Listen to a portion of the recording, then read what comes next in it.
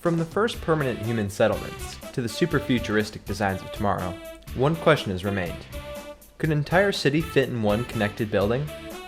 While we often see giant residential complexes that could house an entire town, the issue lies with the other amenities that fuel a population: food production, industry, recreation, and commerce. So this is a small-scale interpretation of Çatalhöyük, which is located in what is presently Turkey, but it was one of the first permanent human settlements and built around 7000 BCE. So 9,000 years ago, people were living in dense urban environments like this one. And a lot of the interesting characteristics about the structure, for one, the entrances weren't on the ground, but rather on the roof, and they were accessed by ladders. This comes from a time when humans mainly needed to protect from outside threats, and so this was one way to do that. You can also notice there's not many windows, only a handful, which I tried to recreate. And so go into one of these dwellings, it's mainly just protection, housing your things and having a safe place to sleep, rather than being kind of what we now think of as like a model residence where you want to, spend your time and like hang out. This is kind of more just having a private space. And then most of the recreation area would be located on the roof. You do your cooking, stored things. There's kind of a network of roof systems connected by ladders.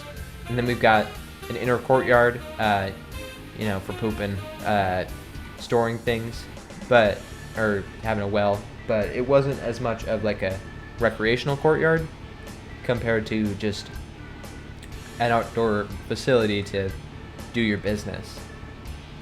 And you can see here agriculture also tied in. The history of human settlements is very closely tied to agriculture, as we started to, instead of being hunters and gatherers, settle down and farm crops and livestock. So I've got these lovely warm cows here. Hi, buddies. Alright, so from ancient Turkey, we're going to jump forward about 9,000 years to a more modern interpretation of a city within a building. This is kind of my adaptation of Le Corbusier's Unité de Habitation, or it was a combination of residences and shops to kind of create a small-scale city inside of one structure. And one thing that kind of sets us apart from other buildings is the fact that we don't have a hallway on every floor.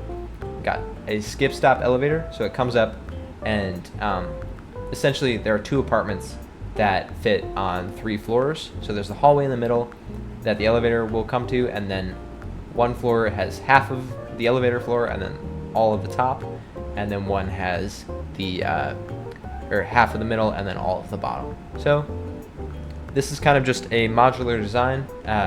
So I've made one apartment and then just repeated it a bunch of times to create this massive structure. So I walk in here and we'll go on the lower apartment. So we've got a bedroom over here, bathroom, and let me show this off actually. Full bathroom. And then we go downstairs to see the rest of the apartment. So kitchen, dining area, big open wall because it's kind of like a dollhouse for here, but old school TV with the antenna. Oops. Another bathroom in here, and then 2 more bedrooms down on the bottom. And the upstairs apartment is basically exactly the same, just, stairs going up instead of down. And then you repeat that enough times to create this massive structure. And we've also got our circulation space in the middle where we've got our stairs and the elevator core. So that marks the middle of our structure, and then residences on either end.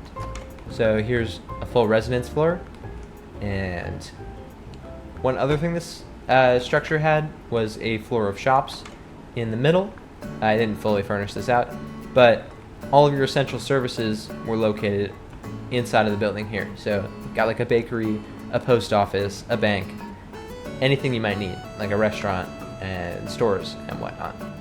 So that's a way you can combine residence and commerce, other functions to house the essential services of a building of a city in one building. And I'm realizing I did not do the architecture of this enough justice, so let me just show that off too. So our building is sitting on these massive concrete columns, and then we've got kind of two walls that are mainly glass, broken up by these thicker piers. And then on either end here, it's mostly concrete. And you're gonna kind of want to orient this in real life where the thicker walls are going where, the non-glass walls would be on a side that would get like too much sunlight. You don't want it to heat up the whole apartment building, and so you put it either be like north and south, and then the east and west don't get that much light, or you could orient it the other way because the south side is going to get hot most of the time. So you could have one side here be the east side and one side be the west, and then you protect that south side, which wouldn't be getting all the heat.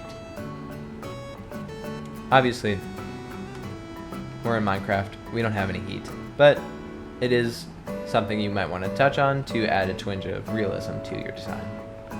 While not many of this style of building were built, there are some real-world examples of buildings that house most of a town's population and activity.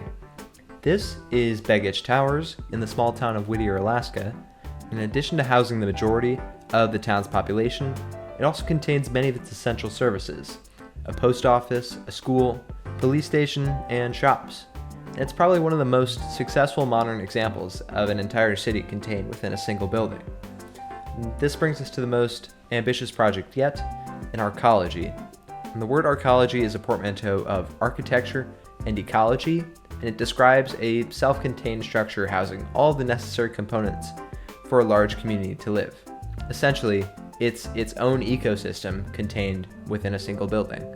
So all the needs of a city would have to reside in that building, from agriculture to the production of electricity to waste management.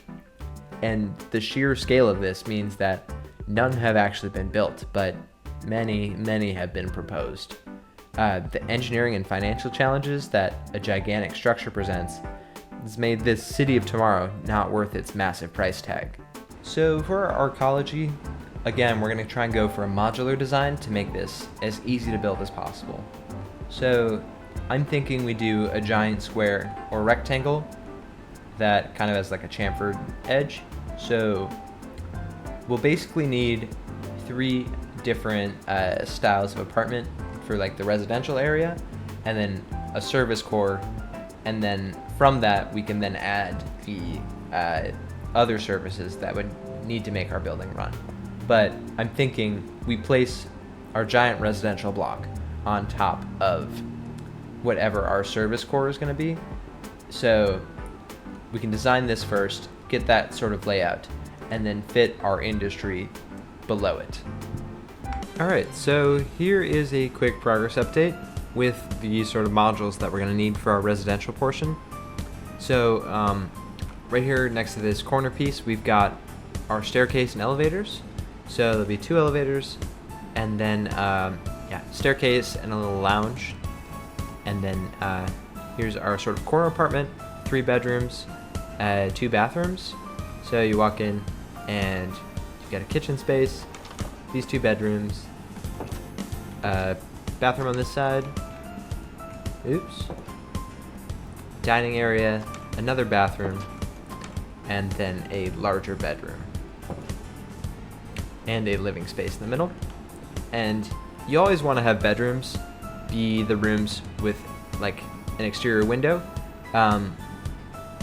Obviously, like for fire reasons, that's the way you want to be able to escape through, or having that natural light is really important for people in general. We kind of go crazy without natural light, and so getting that sort of natural light in the space where people are going to spend most of their time, especially where they wake up, is really important for health and wellness. So that's one thing I have like a gripe with a lot of the designs, is that they're very like thick, and in reality, like, you're never gonna have a building that's so thick that you're gonna have a bunch of inner rooms that don't have any windows, because that's just like not good for people to be cramped inside all day. People don't want to be in there, and like structures that have a lot of those interior rooms are frankly unrealistic, because it's not worth it to make something that dense for something that's basically like uninhabitable. So anyways, inside corner apartment, larger kitchen space, pantry, living space, little office behind here, and then 2 bedrooms, one over here and one over here, basically identical. Another bathroom, same old.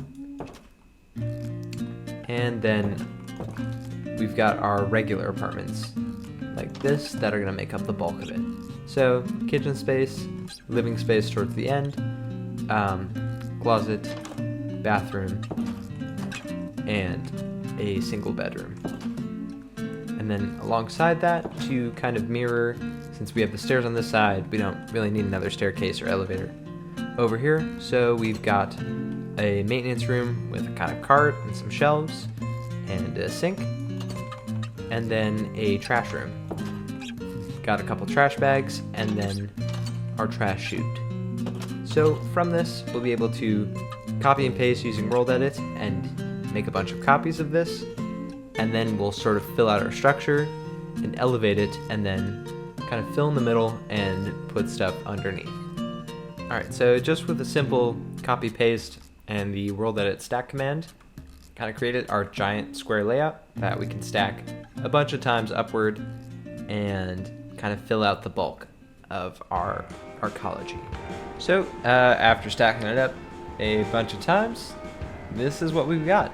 And I'm gonna probably end up carving out a hole in here just to add some visual interest, and then and start working on the parts that are going to serve this building.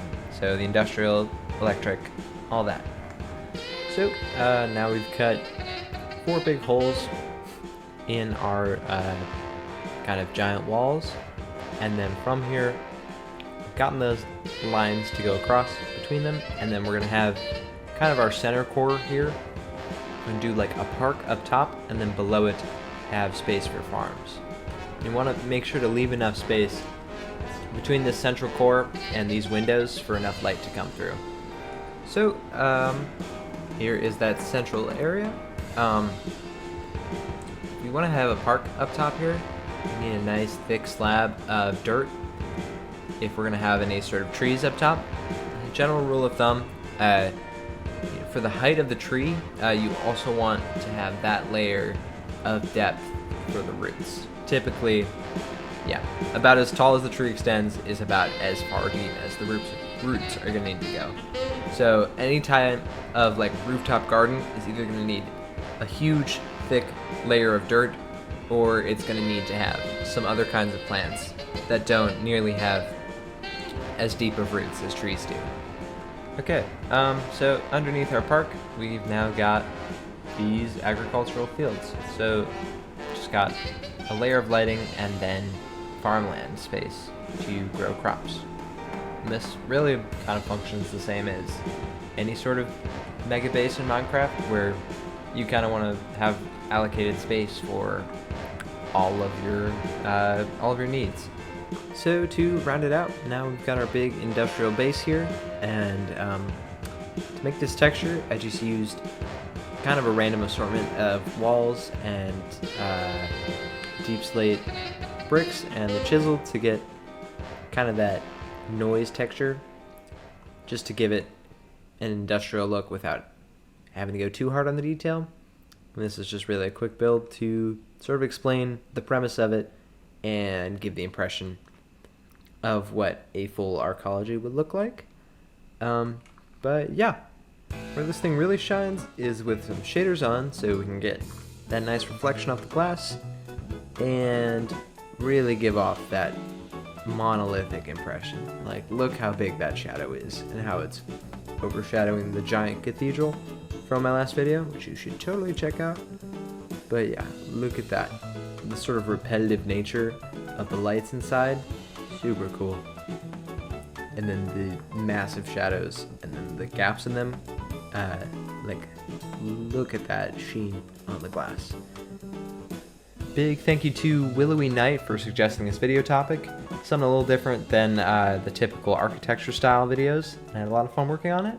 If you enjoyed this video, be sure to drop a like, and if you'd like to see more, hit that subscribe button. Quick update, I'm working on another project for school right now, even more ambitious than the last one. So stay posted for that video. It'll be coming out in a few weeks, and I'll see you next time. Thank you guys.